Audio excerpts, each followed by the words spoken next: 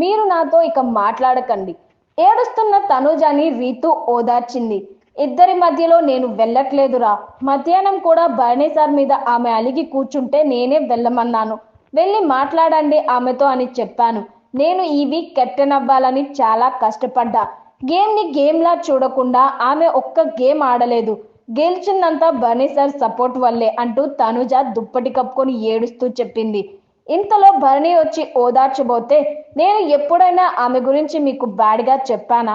ఎప్పుడైనా బ్యాడ్ కోరుకున్నానా అంటూ తనుజ కన్నీళ్లు పెట్టుకుంది. నేను మాట్లాడంలే నీతోటి ఇంకా అని భరణి అన్నాడు. వద్దు, నాతో మీరు ఎప్పుడూ మాట్లాడొద్దు, ఇంకా నాతో మాట్లాడొద్దు అంటూ తనుజ వెక్కి వెక్కి ఏడ్చింది.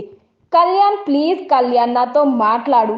మరోవైపు అందరూ తనుజకి సపోర్ట్గా వెళ్ళి ఓదార్చడం చూసి దివ్య ఏమనుకుందో ఏంటో కానీ తన తప్పు ఏం లేదు అన్నట్లుగా బిహేవ్ చేయడానికి ట్రై చేసింది. నేను చేసిందంతా మీకు తప్పనిపించిందా?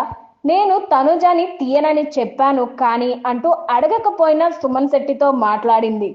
తర్వాత కోపంగా ఉన్న కళ్యాణ్ దగ్గరికి వెళ్ళి, మాట్లాడు కళ్యాణ్, ఒకసారి నాతో కూర్చో, ఒక నిమిషం ఆగు.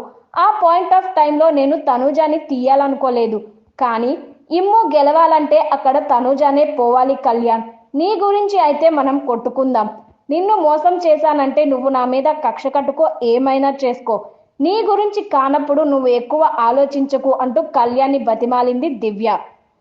ఎక్కడున్నారు నా వాళ్ళు ఇక్కడ?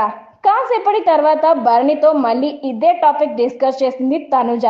దీంతో ఆమె నాకు సపోర్ట్ చేయట్లేదు, ఇమ్ముకి సపోర్ట్ చేస్తుంది, కొంచెం ఆలోచించు అని భరణి అన్నాడు.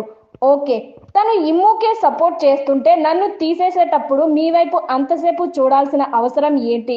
సరే, అందరూ నాకు సపోర్ట్, అందరూ సపోర్ట్ అని అన్నారు కదా. అందరి సపోర్ట్ ఉంటే లాస్ట్ వీక్ 5వ వారం నేను ఎందుకు కెప్టెన్ అవ్వలేదు? అసలు ఎక్కడున్నారు నా వాళ్ళు అంటూ తనుజ అడిగింది.